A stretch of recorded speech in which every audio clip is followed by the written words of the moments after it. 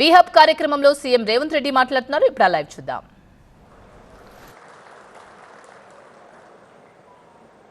మహిళా శక్తి, ఇందిరా మహిళా శక్తి 1967లో India China యుద్ధం జరిగినప్పుడు మహిళా శక్తిని ప్రపంచానికి శ్రీమతి ఇందిరాగాంధీ గారు చూపించారు. 1971లో పాకిస్తాన్తో యుద్ధం జరిగినప్పుడు శ్రీమతి ఇందిరాగాంధీ గారు మహిళా శక్తిని ప్రపంచానికి నిరూపించారు. స్వతంత్రం వచ్చిన తర్వాత జరిగిన యుద్ధాలలో ఈ దేశాన్ని గెలిపించిన శక్తి మహిళా శక్తి. మహిళా శక్తిని ఎప్పుడు కూడా మా పార్టీ, మా ప్రభుత్వం తక్కువ అంచనా వేయలేదు. సుదీర్ఘమైన కాంగ్రెస్ పార్టీ అధ్యక్షురాలుగా శ్రీమతి సోనియా గాంధీ గారు బాధ్యత నెరవేర్చి 10 సంవత్సరాలు యూపీఏ 1, యూపీఏ 2 ప్రభుత్వాలను తీసుకురావడమే కాకుండా right to education act, right to information act, food security act ఇలాంటి అత్యంత పారదర్శకమైన చట్టాలను శ్రీమతి సోనియా గాంధీ గారు తీసుకొచ్చి మహిళల యొక్క శక్తిని నిరూపించి మహిళలే ఈ దేశానికి ఆదర్శం, మహిళా శక్తి అండగా నిలబడితే ఈ దేశం అభివృద్ధి పదం వైపు నడుస్తుంది అని చెప్పి నిరూపించిన పార్టీ ప్రభుత్వం కాంగ్రెస్ పార్టీ, మా ప్రభుత్వం. ఈరోజు కూడా మా ప్రభుత్వం ఏర్పాటు చేసిన తర్వాత అప్పటి వరకు నిర్లక్ష్యానికి లోనైన స్వయం సహాయక సంఘాలను ఆర్థికంగా నిలబెట్టాలి. మహిళ ఆర్థికంగా నిలబడితే, ఒక్క మహిళ ఆర్థికంగా నిలబడితే ఆ కుటుంబాన్ని పూర్తి స్థాయిలో ఆర్థికంగా నిలబెడుతుంది. అలాంటి ఒక మహిళ కుటుంబాన్ని నిలబెడితే 1 కోటి మంది మహిళలు తెలంగాణలో ఆర్థికంగా నిలబడి 1 కోటి మంది మహిళలు కోటీశ్వరులు అయితే తెలంగాణనే ఈ దేశానికి ఆదర్శం అవుతుంది. ఈ దేశాన్ని ఆర్థికంగా నిలబెట్టాలి అని అంటే తెలంగాణ రాష్ట్రం $1 ట్రిలియన్ ఎకానమీకి అభివృద్ధి చెందాలి అని అంటే 1 కోటి మంది మహిళల్ని కోటీశ్వరులను చెయ్యాలన్న లక్ష్యంతో ఈరోజు మా ప్రభుత్వం పనిచేస్తుంది. అందులో భాగంగానే ఈరోజు ఇంతమంది మహిళల్ని ఇక్కడికి పిలిపించి ఇక్కడ ఇంత మంచి కార్యక్రమాన్ని ఏర్పాటు చేసి ప్రోత్సహించే పని చేస్తున్నాం. మీ అందరికీ తెలిసి ఇక్కడికి వచ్చిన మహిళలు గతంలో మీరందరూ పండుగకు అమ్మగారింటికి వెళ్ళాలన్నా, ఇంకేదైనా కార్యక్రమాలకు అమ్మవారిని దర్శించుకోవాలంటే ఇంట్లో బస్ ఛార్జీలు అడగాలి. ఇంటైనా లేదు అని అంటే మీరు వెళ్ళే పరిస్థితి లేదు.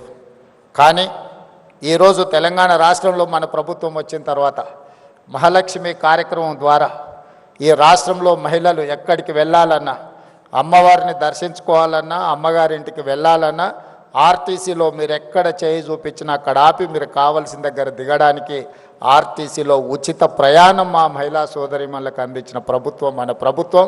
మహిళలకు ఒక ప్రత్యేక నజరాన శ్రీమతి సోనియా గాంధీ గారు ఇచ్చారు. దాదాపుగా ఇప్పటికీ 16-17 నెలల్లో 5,200 కోట్ల రూపాయలు ఈరోజు ఆర్టీసీకి రాష్ట్ర ప్రభుత్వం చెల్లించడం జరిగింది. మా మహిళలు ఆర్టీసీ ఉచిత బస్సు ప్రయాణం వినియోగించుకోవడం వల్ల ఆడబిడ్డలకు ఒక్కొక్కరికి దాదాపుగా నెలకు 5,000 రూపాయలు ఆదాయం మిగలడమే కాకుండా ఆర్టీసీ కూడా ఈరోజు లాభాల బాటల్లో నడుస్తుంది. గతంలో ఆర్టీసీ నష్టపోయి ఆర్టీసీని ప్రైవేటైజ్ చేస్తారన్నంత ప్రమాదానికి దారితీసింది. ఆనాడు జీత భత్యాల కోసం వాళ్ళు నిరసన తెలిపి బందులు పాటిస్తే దాదాపుగా 50 మంది కార్మికులు చనిపోవడం జరిగింది. అలాంటి ఆర్టీసీలో 50,000 మంది కార్మికులు ఉన్నారు. ఇవాళ 50,000 మంది కార్మికులు ఆర్టీసీ లాభాల బాటలో నడవడం వల్ల ఆ కుటుంబాలన్నీ కూడా బాగుపడ్డాయి అని అంటే మా ఆడబిడ్డలకి ఈరోజు తెలంగాణ రాష్ట్ర ప్రభుత్వం మహాలక్ష్మి పథకం ద్వారా మీకు ఆర్టీసీలో ఉచిత బస్సు ప్రయాణం అందించడమే ఈరోజు ఆర్టీసీ లాభాల బాటల్లో నడుస్తుంది.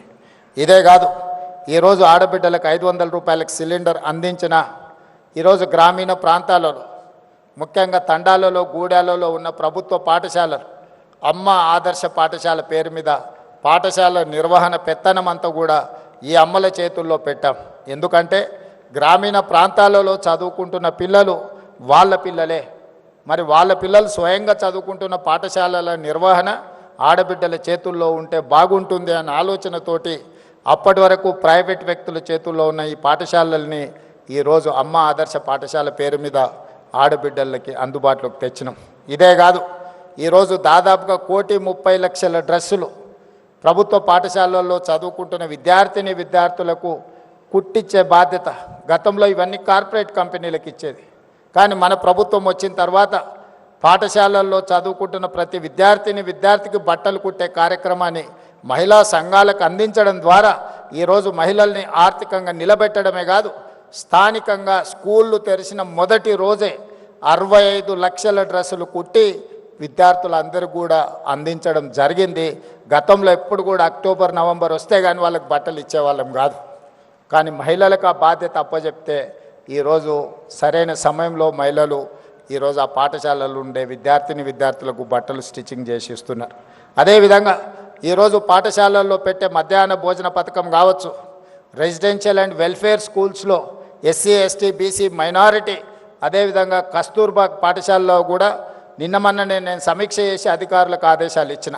ప్రైవేట్లో కొనుగోలు చేస్తున్న కూరగాయలు కావచ్చు, పాలు కావచ్చు, ఇతర నిత్యావసర వస్తువులు అన్నిటిని కూడా మహిళా సంఘాల నుంచే కొనాలి, మహిళా సంఘాలను వ్యాపారంలో ప్రోత్సహించాలని ఆలోచనతోటి ఈరోజు మహిళలకే అందించడం జరిగింది. ఇంతకుముందు దివ్య రాజేంద్రన్ గారు చెప్పినట్టు పెట్రోల్ వ్యాపారము అని అంటే పెట్రోల్ బంకులు అంటే రిలయన్స్ గుర్తొస్తుంది, సోలార్ పవర్ అంటే అంబానీ గుర్తొస్తాడు. అదానీ అంబానీలు పెట్రోలియం బిజినెస్కు సోలార్ పవర్ బిజినెస్కి మారుపేరైతే ఈరోజు మా ఆడపడుచులకు మీకు పెట్రోల్ బంకులు పెట్టుకునే అవకాశం ఇచ్చే నారాయణపేటలో నూతనంగా ఆడబిడ్డల చేత పెట్రోల్ బంకు నిర్వహించడానికి ఈరోజు మా ప్రభుత్వం అనుమతి ఇచ్చి మిమ్మల్ని ప్రోత్సహించింది. అదేవిధంగా అదానీ చేతుల్లో ఉండే సోలార్ పవర్ ఈరోజు 1000 మెగావాట్ల సోలార్ పవర్ ఉత్పత్తి చేసే ఒప్పందాలని రాష్ట్ర విద్యుత్ శాఖ ద్వారా మహిళా సంఘాలకు ఈరోజు ఒప్పందాలు చేయించి సోలార్ పవర్ ఉత్పత్తి చేసే వ్యాపారాన్ని ఈరోజు ఆడపడుచులకు అందించడం జరిగింది. ఈరోజు అదానీలతో అంబానీలతో పెట్రోల్ బంకుల వ్యాపారం నుంచి మొదలు పెడితే సోలార్ పవర్ జనరేట్ చేసే వ్యాపారాల వరకు ఈరోజు ఆడబిడ్డల చేతుల్లో పెట్టినాం. ఇదే కాదు, ఈరోజు హైటెక్ సిటీ లేకపోతే రాయదుర్గం ప్రాంతం వెళ్తే విప్రో, ఇన్ఫోసిస్, మైక్రోసాఫ్ట్ లేదా మల్టీనేషనల్ కార్పొరేట్ కంపెనీల ఆఫీసులు సంస్థలు ఉన్నాయి. అక్కడ వ్యాపారం చేయాలన్నా చిన్న కొట్టు పెట్టుకోవాలంటే కూడా కోట్ల రూపాయలు కావాలి. అలాంటి హైటెక్ సిటీ పక్కనే 3.5 ఎకరాల స్థలాన్ని ఈరోజు మహిళా సంఘాలకిచ్చి వాళ్ళు ఉత్పత్తి చేసే వస్తువులను అక్కడ మార్కెట్ చేసుకోవడానికి 106 స్టాల్స్ను పెట్టి 3.5 ఎకర్స్ 100 కోట్ల రూపాయలు ఉన్న భూమిని ఈరోజు మహిళా సంఘాలకు ఇందిరా మహిళా శక్తికి ఈరోజు మనం కేటాయించడం జరిగింది. మీరు గర్వంగా మీ ఆఫీస్ అడ్రస్ ఎక్కడా లేకపోతే మీ కార్పొరేట్ ఆఫీస్ ఎక్కడా అని అంటే హైటెక్ సిటీ అని విప్రో, ఇన్ఫోసిస్, మైక్రోసాఫ్ట్ ఎట్లా చెప్పుకుంటుందో మా ఆడబిడ్డలు కూడా మాకు కూడా అక్కడనే ఆఫీస్ ఉంది, మీ ఆఫీసు ఎకరంలోనే ఉంటే మా ఆఫీసు 3.5 ఎకరాలలో ఉందని మీరు మహిళలు గొప్పగా చెప్పుకునేటట్టు ఈరోజు మహిళల ఆత్మగౌరవాన్ని పెంచాలి అని హైటెక్ సిటీలో 3.5 ఎకరాల స్థలం ఇవ్వడమే కాకుండా అద్భుతమైన ఈరోజు మీకు అక్కడ మీ వస్తువులను ప్రదర్శించడానికి అవకాశం ఇచ్చినాం. మొన్న జరిగిన భారత్ సమ్మిట్లో ప్రపంచ దేశాల నుంచి వ్యాపార దిగ్గజాలు ఎంతోమంది వస్తే కూడా మీ దగ్గరకు వచ్చి చూసి వెళ్ళినారు.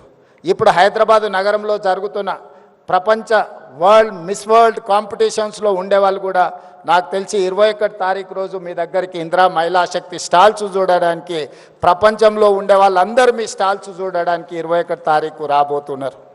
ఈ రకంగా అది పెట్రోలియం బిజినెస్ కావచ్చు, సోలార్ పవర్ బిజినెస్ కావచ్చు, లేకపోతే కార్పొరేట్ స్కూల్స్ నడిపినట్టుగా గవర్నమెంట్ స్కూల్స్ నడిపే విషయంలో కావచ్చు, ప్రతి దగ్గర ఈరోజు ఆడబిడ్డల్ని ప్రోత్సహించాలి, ఆడబిడ్డల్ని ఆర్థికంగా నిలబెట్టాలి. ఆడబిడ్డలు ఆర్థికంగా నిలబడ్డప్పుడే రాష్ట్ర ప్రభుత్వం యొక్క ఆర్థిక పురోగతి ముందుకు వెళ్తుందని సంపూర్ణంగా మా ప్రభుత్వం విశ్వసిస్తున్నది. అందుకే వీహబ్కి సీతన్ సీఈఓగా నియమించిన తర్వాత తీసుకుంటున్న కార్యక్రమాలను కూడా రాష్ట్ర ప్రభుత్వం సంపూర్ణంగా ప్రోత్సహిస్తుంది. ఈరోజు ఇక్కడికి వచ్చిన మహిళలందరికీ నా సూచన ఒకటే, సర్ప్ కావచ్చు, మెప్మా కావచ్చు, 67 లక్షల మంది సభ్యులు ఉన్నారు. ఈ 67 లక్షల మంది సభ్యులను 1 కోటి మందిగా మార్చాల్సిందిగా సంఘాలలో సభ్యులుగా చేయాల్సిన బాధ్యత మీదే. ఆ 1 కోటి మంది మహిళలు అనుకుంటే ఈ రాష్ట్రంలో ఏ ప్రభుత్వాన్నైనా గద్దెనెక్కించగలరు, ఏ ప్రభుత్వాన్నైనా గద్దె దించగలరు. మొన్న తెలంగాణ రాష్ట్ర ముఖ్యమంత్రి నేను బాధ్యత చేపట్టిన అంటే 92 లక్షల ఓట్లు వచ్చినాయి. మరి 1 కోటి మంది మహిళలు 1 కోటి ఓట్లు మీరు ఎక్కడ ఓటు వేస్తే అక్కడ వీళ్ళెవ్వరు ఓటు వేసినా వేయకపోయినా మీ 1 కోటి మంది మహిళలు అనుకుంటే ఈ రాష్ట్రంలో ప్రభుత్వాన్ని ఆదేశించగలరు, నిర్దేశించగలరు, ఈ రాష్ట్రంలో ప్రభుత్వాన్ని గెలిపించగలరు. అంత గొప్ప మహిళా శక్తి ఉన్న మహిళల్ని ప్రోత్సహించడం మా ప్రభుత్వం యొక్క లక్ష్యం. మీ సోదరుడిగా, మీ రేవంత్ అన్నగా మీకు అండగా నిలబడతా. ఆర్థికంగా మీరు ఎదగండి. మీకు కావాల్సిన ప్రోత్సాహకాలు ఇచ్చే బాధ్యత నాది. పెద్ద పెద్ద కార్పొరేట్ కంపెనీలకు ఇస్తే వాళ్ళు తీసుకొని దేశాలు ఇచ్చి ఇతర దేశాలు పారిపోతున్నారు. వందల వేల కోట్ల రూపాయలు ఈ దేశంలో గత 10 సంవత్సరాలలో 16 లక్షల కోట్ల రూపాయలు కార్పొరేట్ కంపెనీలకు అప్పిస్తే బ్యాంకులకు ఎగవేసి దేశాలు ఇడిచిపెట్టి పారిపోయినారు. కేంద్ర ప్రభుత్వం 16 లక్షల కోట్ల రూపాయలు వాళ్ళకి ఇచ్చిన పన్నులు రద్దు చేశారు. కానీ మా ఆడబిడ్డలకు పోయిన సంవత్సరం 15,000 కోట్లు సర్పులు ఇచ్చినారు. మెప్మాలో నాకు తెలిసి 6,000 కోట్లు ఇచ్చినాం. పోయిన సంవత్సరం 21,000 కోట్లు ఆడబిడ్డలకు అప్పిస్తే ఒక్క రూపాయి కూడా ఏ బ్యాంకుకి ఎగవేయకుంటే ఈ ప్రపంచంలో కడుతున్న వాళ్ళు, చెల్లిస్తున్న వాళ్ళు, మిత్తితో సహా చెల్లిస్తున్న వాళ్ళు ఎవరైనా ఉన్నారు అని అంటే మా ఆడపడుచులు. ఆర్థిక క్రమశిక్షణ ఆడబిడ్డలను చూసి నేర్చుకోవచ్చు. అందుకే ఈ సంవత్సరం కూడా వాళ్ళని ప్రోత్సహించాలని ఇంతకుముందు దివ్య గారు చెప్పినట్టు 15,000 టార్గెట్ పెట్టుకుంటే 20,000 కోట్లకు రీచ్ అయిందంటే ఈరోజు బ్యాంకులకు మీ పట్ల ఒక విశ్వాసం, నమ్మకం ఉంది. మీకు ఇచ్చే ప్రతి రూపాయి వడ్డీతో సహా సరైన సమయంలో మీరు చెల్లిస్తారని. మీరు ఆర్థిక క్రమశిక్షణతో ముందుకు వెళ్తున్నారు కాబట్టి మీరు ఆర్థికంగా అభివృద్ధి చెందడానికి అవకాశం ఉంది. అందుకే ఈనాడు రాష్ట్ర ప్రభుత్వం తరఫున మీ సోదరుడిగా నేను మీకు మాట ఇస్తున్నా. మీరు బలంగా నిలబడండి. ఈరోజు 10,000 మెగావాట్లు సోలార్ పవర్ అవసరం ఉన్నది మనకు. 1000 మెగావాట్లు కాదు, ఈ 1000 మెగావాట్లను మీరు సరైన విధంగా మీరు నిర్వహించండి. అవసరమైతే ఇంకొక 1000 మెగావాట్లను ఈరోజు మీకు కేటాయించడానికి రాష్ట్ర ప్రభుత్వం సిద్ధంగా ఉన్నది. అదేవిధంగా ఆర్టీసీలో 10,000 బస్సులు ఉంటే దాదాపుగా 5,000 బస్సులు ప్రైవేట్ నుంచి మనం ఈరోజు ఎంగేజ్ చేస్తున్నాం. అందులో 1000 బస్సులు మీకు ఇవ్వాలనుకున్నాం. 600 బస్సులకు మీరు ఇప్పుడు ప్రణాళికలు చేసుకున్నారు. 150 బస్సులను పోయిన నెలనే నేను పరేడ్ గ్రౌండ్ దగ్గర ప్రారంభించడం జరిగింది. మీరు ఈ 600 బస్సులను తక్షణమే తెచ్చుకొని ఆర్టీసీకి ఎంగేజ్ చేయండి. ఇంకా భవిష్యత్తులో మీకు అదనంగా కూడా మీకు బిజినెస్ ఇచ్చి, వ్యాపారం ఇచ్చి మిమ్మల్ని ప్రోత్సహించడానికి ప్రభుత్వం సిద్ధంగా ఉంది. మీరు తయారు చేసే వస్తువులను కూడా ప్రభుత్వం గతంలో ఎవరైనా మన దగ్గరికి గెస్టులు వచ్చినా లేకపోతే మనం ఎక్కడికైనా వెళ్ళినప్పుడు ప్రభుత్వం కార్పొరేట్ కంపెనీల నుంచి గిఫ్ట్ ప్యాకులు కొనుక్కొని ఇచ్చేవాళ్ళు. కానీ ఈసారి మొత్తం కంప్లీట్గా మహిళా సంఘాలు తయారు చేసే ఉత్పత్తులనే, హ్యాండ్లూమ్నే ఈరోజు మనం వచ్చే గెస్టులకు గిఫ్టులుగా మనం ఇస్తున్నాం. మేము ప్రధానమంత్రిని కలిసినా కూడా మీ వస్తువులే తీసుకెళ్ళి నేను ఇస్తున్నా. ఏ దేశం నుంచి ఏ దిగ్గజ వ్యాపారస్తుడు ఇక్కడికి వచ్చినా మీరు ఉత్పత్తి చేసిన వస్తువులనే వాళ్ళకు బహుమతిగా మనం ఇస్తున్నాం. ప్రత్యక్షంగా మా ఆడబిడ్డల్ని ప్రోత్సహించాలనేదే మా ప్రభుత్వం యొక్క ఆలోచన విధానం. అందుకే ఈరోజు సర్పు వేరే, మెప్మా వేరే ఉంటే రెండింటిని కలిపి మెర్జ్ చేసినాం. ఈరోజు అర్బన్ ప్రాంతాలు అంటే పట్టణ ప్రాంతాలలో చాలామంది మహిళా సంఘాలలో చేరకుంటూ ఉన్నారు. నేను అధికారులకి వేదిక మీద నుంచి ఆదేశాలు ఇస్తున్నా. గ్రామీణ ప్రాంతాలలో చాలా వరకు మహిళలు సంఘాలలో చేరి సంఘం యొక్క అవకాశాలను వినియోగించుకుంటున్నారు. కానీ పట్టణ ప్రాంతాలలో ఇంకా మహిళలు ఈ సంఘాలలో చేరడం లేదు. ప్రత్యేకంగా ఒక స్పెషల్ డ్రైవ్ పెట్టండి. పట్టణ ప్రాంతాలలో ఉన్న మహిళల్ని కూడా సంఘాలలో సభ్యులుగా చేర్చండి. వాళ్ళందరినీ వ్యాపారాలు చేసుకోవడానికి ప్రోత్సహిద్దాం. ఆడబిడ్డలు వ్యాపారంలో నిలదొక్కున్నప్పుడే ఆ కుటుంబం ఆర్థికంగా నిలబడుతుంది. అదేవిధంగా ఈరోజు మీరు ఐడెంటిటీ కార్డు మహిళలకు ఇస్తున్నట్టున్నారు, కాకపోతే దాంట్లో డేటాబేస్ ఉన్నట్టు లేదు. అందుకే ఈరోజు నేను ఈ ప్రత్యేక సందర్భంలో ప్రతి ఆడబిడ్డకు ఒక QR కోడ్ అంటే ఒక యూనిక్ నెంబర్, అది మరి సాంకేతికంగా ఎట్లా అభివృద్ధి చేస్తారో సంజయ్ గారు చూడాలి. ప్రతి ఆడబిడ్డకు ఒక ID కార్డ్, ఆమె ఆర్థికపరమైన అంశాల నుంచి ఆరోగ్య సమస్యల వరకు వాళ్ళకి ఏ రకమైన ట్రీట్మెంట్ ఇవ్వాలి, వాళ్ళ హెల్త్ కండిషన్ ఏంది, గతంలో వాళ్ళకి ఏ రకమైన పరీక్షలు వైద్య సహాయం అందించడానికి చేసిండ్రో ఒక్కసారి ఆ కార్డు ఇస్తే హాస్పిటల్కి వెళ్తే అంతకంటే ముందు ఏ రకమైన వైద్య సహాయం అందించిండ్రో వాళ్ళ వివరాలు అన్నిటిని కూడా అందులో పొందుపరిచే విధంగా వాళ్ళకు ఒక డేటాబేస్ తయారు చేయాలి. ఈ రాష్ట్రంలో ఉన్న 1 కోటి మంది ఆడబిడ్డల యొక్క సంపాదన, వ్యాపారంతో పాటు వాళ్ళ ఆరోగ్య సమస్యలు, వాళ్ళకి సంబంధించిన మొత్తం డేటాను కూడా మనం కలెక్ట్ చేస్తే వాళ్ళకి ఎక్కడికి వెళ్ళినా, ఎందుకంటే ఆడపడుచులకు ఒక డాక్టర్ దగ్గరికి వెళ్ళినప్పుడు ఆయన అన్ని పరీక్షలు చేస్తాడు. ఏదో మందులు రాసిస్తాడు, జ్వరం తగ్గగానే ఈ పేపర్లు ఎక్కడో పోతాయి. మళ్ళీ సంవత్సరానికి ఇంకొక హాస్పిటల్కి పోయినప్పుడు ఆయన అన్ని పరీక్షలకు మళ్ళీ ఛార్జ్ చేస్తాడు. దాంతో ఏమవుతుంది అని అంటే వాళ్ళకి ట్రాక్ రికార్డ్ కూడా ఉండడం లేదు. గతంలో వీళ్ళకి ఏం సమస్య ఉండే, ఎలాంటి వైద్యాన్ని అందించడం, వీళ్ళకి ఎలాంటి ఆరోగ్య పరిస్థితులు ఉన్నాయనే ఒక మొత్తం ఎలాంటి వివరాలు లేకుండా పోతుంది. అందుకే ఈరోజు రాష్ట్ర ప్రభుత్వం ప్రత్యేకమైన దృష్టి పెట్టి నేను దివ్యా రాజేంద్రన్ గారికి సూచన చేస్తున్నా, ఈ డేటాబేస్ కలెక్ట్ చేయండి, వాళ్ళ హెల్త్ చెకప్ చేయించండి, వాళ్ళ కంప్లీట్గా హెల్త్ ప్రొఫైల్ బిల్డ్ చేయండి. ప్రతి సంవత్సరం ఒకసారి వాళ్ళకు పూర్తి స్థాయిలో ఆరోగ్య పరీక్షలు చేయించగలిగినప్పుడు ఈ ఆడబిడ్డలకు వాస్తవంగా వాళ్ళ ఆరోగ్యం దెబ్బతిన కంటే ముందే మనం నియంత్రించవచ్చు. వచ్చిన తర్వాత వాళ్లకు వైద్య సహాయాన్ని అందించడం కాదు, వాళ్ళకు ఆరోగ్య సమస్యలు రాకుండానే ముందుగానే వాళ్లకు మనము ఆరోగ్యపరమైన సూచనలు చేయడమే కాకుండా అవగాహన కల్పించి వాళ్ళకు అవసరమైన ఆరోగ్య భద్రత రాష్ట్ర ప్రభుత్వం కల్పిస్తుంది. వీటికి సంబంధించి అదేవిధంగా వాళ్ళ వ్యాపారాలను ప్రోత్సహించడానికి కూడా వాళ్ళ ఇండివిజువల్ ఉన్న నైపుణ్యం ఏంది, వ్యక్తులకు కొన్ని నైపుణ్యాలు ఉంటాయి, వాటన్నిటిని కూడా మనం కలెక్ట్ చేసుకోగలిగితే ఆ రంగంలో వాళ్ళని ప్రోత్సహించడానికి అవకాశం ఉంటుంది. ఇవన్నీ కూడా ఆడబిడ్డలను ఈరోజు ప్రోత్సహించడానికి రాష్ట్ర ప్రభుత్వం ప్రయత్నం చేస్తుంది. వచ్చే ఎన్నికల్లో మీ ఓట్లతోనే మళ్ళీ ప్రభుత్వాన్ని ఏర్పాటు చేయాలని మా పార్టీ, మా ప్రభుత్వం అనుకుంటుంది.